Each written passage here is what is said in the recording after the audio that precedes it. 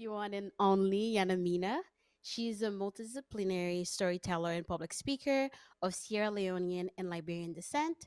Known for her work in creating arts and culture exhibits, Yanaminah's notable projects include We Do Not Dream of Labor in 2023 at the Ottawa Art Gallery and How Do You Move in collaboration with the City of Ottawa. Yanamina is dedicated to deconstructing systemic barriers, demystifying migrant diaspora relations, and amplifying community building narratives through her creative work. Thank you for being here, Yanamina. How you Thank you doing? for having me. I'm excited to talk to you. That's good. It's such a pleasure to have you. I know we've had different interviews before, but never here, so it's great to talk to you tonight. So your installation just opened. How do you feel? Very calm, a strange sense of calm. Like I'm reassured in my journey as a curator about what I put out there, about the artists I found, about the team I'm working with. I just feel a sense of calm and I think just overall fulfillment. That's great. Mm, Feeling fulfilled. That's a great feeling. So, main characters only. That is the mm. name of the exhibition that you've curated for this edition of Pique, and it's in collaboration with Amashosa, the place where music from all backgrounds and great vibes come to meet. So, who are the main characters that inspired this work? You? I'm serious. Many Wait, main really? characters. I'm serious. Yeah, I think I look around. Life is inspiring to me, and that's what I transmute into my art and my experiences. Similarly to a previous exhibit I did with the City of Ottawa, it was to celebrate Ottawa and the creativity that exists here. So when I look at the creatives that I encounter at the events like Amashosa, at the events like Peak, I'm like, there's so many main characters here. There's so many people walking in their authenticity, their purpose, um, their most creative self, and in a sense, that gives them a sort of an attention because when you walk with that much certainty and confidence, it's attractive as well. And I think you do. And I think many people I've encountered in these spaces do. And I wanted to almost make the people the art. And also make the people connect with what they see and the people that they see because they are those people. So That's beautiful, and thank you. So when it comes to putting together the works that are featured in the exhibition, what was that process like? a lot of research. I have like a sort of a running list of artists that I've encountered over the years now, that either I want to collaborate with or that I've heard of, that I follow me. So I kind of pull from that. But also the Amashosa team, they did send me some options of newer artists that I've never heard of. So I use a combination of new artists, as in new to me, but also new who have never exhibited before. So I have a couple of artists in the show that have never exhibited, and I really like to give them a platform because it's a chance to, one, hopefully give them more opportunities to exhibit, but also to develop their skills and their understanding of the process behind exhibiting. Um, and yeah, it just kind of, it's a lot of research, a lot of discernment, and making sure that their work um, aligns with the theme, but also maybe even expands the theme. So, mhm. Okay, so I know this is your second time collaborating with Amashosa. Mhm. The first one was during the summer. Yes, Fortunately, I couldn't make it, but I saw all of the yes. videos and it looked amazing. So, Mhm. what's it like working with Amashosa and bringing a project like this together? It's really phenomenal. A couple of the guys I actually went to University of Ottawa with, so it's nice to see us in a space where we're fully being creative. Whereas when we're at uni, we were not doing as much of those kind of things. But it's beautiful because each person on the team brings a different component. Everyone plays a certain role. There's DJ vibes, of course. There's Mike on the decor. There's Godwin, who's just like all around operations, photography, so many different things. Each one of them plays a role and they play it well, and they're super supportive and collaborative. So that's what made this super smooth, and also why I'm feeling calm right now because we got everything done today, install and everything. So yeah, working with them it feels like community. So yeah. That's great. So with back to the creating process Mhm. and selecting the work, would you say there's an artist whose work sort of stood out to you when putting the exhibition together? Yes. all of their works did, so I'm biased, but I think the couple of the pieces that I saw right away that was like that just scream main character was the piece called Shock by Luniverse, and it's a picture of Lucille. Y'all know you, Lucille, amazing artist. They were like hands up, mouth open, like whoa. That piece really stood out to me because also I find that Lucille is so extroverted and so lovely and such a social butterfly. And that event even that Luniverse captured was at their like birthday party that actually took place in the same place where the exhibit is. So I found it really like meta in that way. So I wanted to really highlight that piece. And then another piece is by Yasmin Boudabe. And it's the painting where it's like a face that looks like it's like sort of decaying.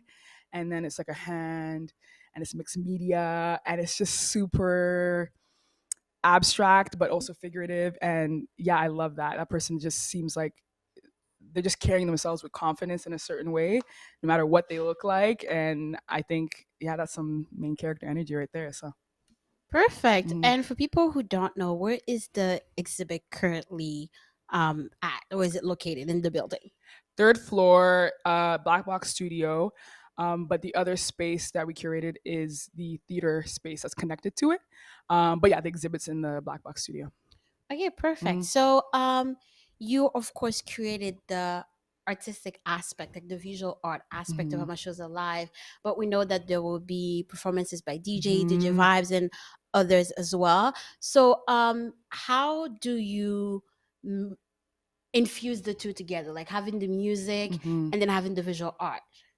So since this is our second time around from the July one, we've kind of have like a formula and understanding of how to work in a sort of symbiotic way. Like you are gonna have artwork here, the food is gonna flow from here, put this decor here, so it's having a conversation with that piece. Like everything is very complementary, and we talk a lot.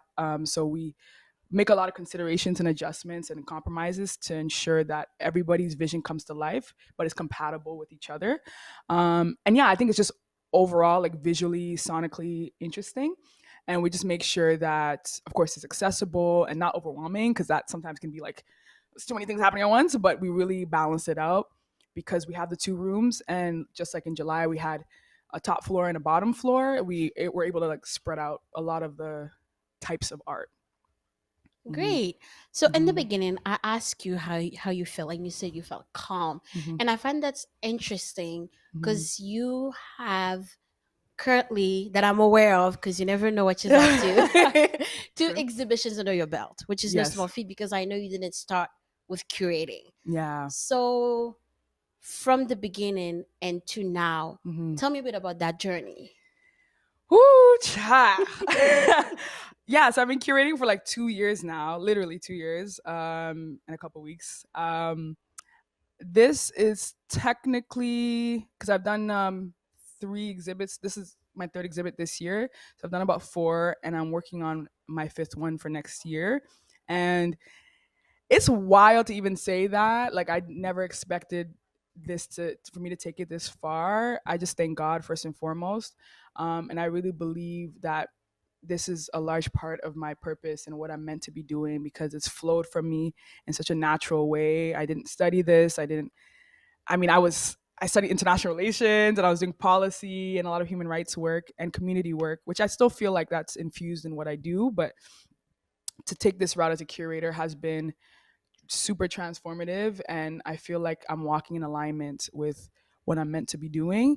And it's really been beautiful. It's been hard, it's been stressful, it's been tiring, but it's been beautiful.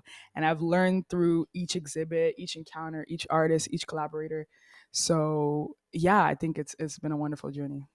That's great. Mhm. Congratulations. And it's Thank been you. beautiful to witness as well. Mhm. You do different things from curating to spoken word Mhm. to community work. So I'm wondering, how do those different things influence your approach to storytelling? That's a good question. No, you cooked. Yeah, I feel like I always go into like I'm a yapper first and foremost. So yes, I love to yap. I love to write, and I love to bring a vision to life and just creating. So I always see like the interconnection between everything I do. though some people might look at it like, oh, it's all over the place, or you're doing too much, or da da da. And I feel like those people are not doing enough, but that's just me. I think there's all of it feeds into one another. Me and we met in that spoken word space. Many people don't even know I was in that space. So hey, poetry, spoken word is something I've been doing my whole life, and that helped me be a better writer. That helps as a curator because you have to write so much curatorial text, didactics, all this. And then as a curator, or even before curating, I did a lot of project management when I was working for like nonprofits and things, and that helped me to be able to manage like 30 plus artists or artworks or timelines. So all of this kind of, it all connects. Being a public speaker, you have to be good at public speaking. Come on. There's so much press, there's so much talking you have to do with artists and so many people as a curator. So I'm really blessed that what I do all sort of connects and amplifies the other, I guess, art. And yeah.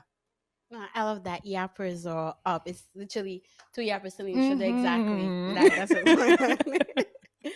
No, that's so. I've been watching your behind the scenes that you post, whether during the exhibition or afterwards, Mm-hmm. and there's definitely this less the part of it that's less glamour and more hard work. Mm-hmm. And so how do you navigate that aspect of it Mm-hmm. and to get yourself to the finish line where you're in the room and the exhibition isn't just looking at everything put together? Like how do Mm-hmm. you get through that process to get to the end of the tunnel, if you will?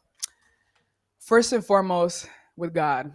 Second, second, community. Because, and it's something I used to think, because recovering hyper independence, I just like to, I tend to do things where it's just me myself, and Oh, I want to oldest daughter. eldest daughter, eldest daughter. So of course I'd be in this sort of role. So Yeah. you get it. So it's like really relinquishing control or delegating is like, oh, this is too much. This role has forced me to do so. I just have to lock in. Mhm. I have to lock in with myself. I have to lock in spiritually to get through it, because sometimes it is deadlines on deadlines. And in the case like with this, I'm working on two exhibits simultaneously, so I have to be so keen on my time management. But even with all that said, you need people, you need communities of support. You need to, and that's where working with Emma Schultz and Debaser has been phenomenal, because everybody's super supportive, very much like, do you need me to take this off your plate, all that. And just my friends who are not in these spaces that just check in on me, different things, has made a world of a difference, and that's how I get through this. Perfect. Hmm. It's really good to have a support system, a Hmm. community that you can rely on. So my Hmm. last question for you is, what do you hope will pique people's interest at this exhibition?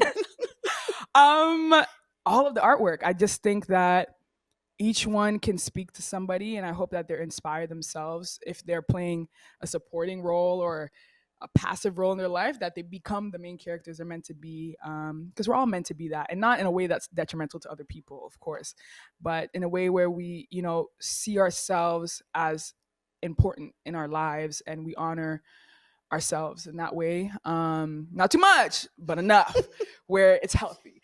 And I hope that people just enjoy the space as it's super immersive. There's digital art, there's paintings, photography. There's so much going on in the space, and I hope that they feel a very positive energy from it.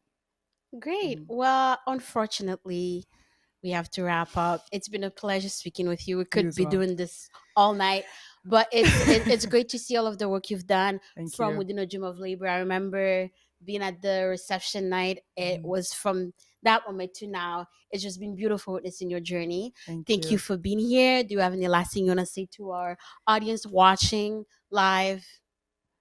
Keep yapping, be a main character, share your art.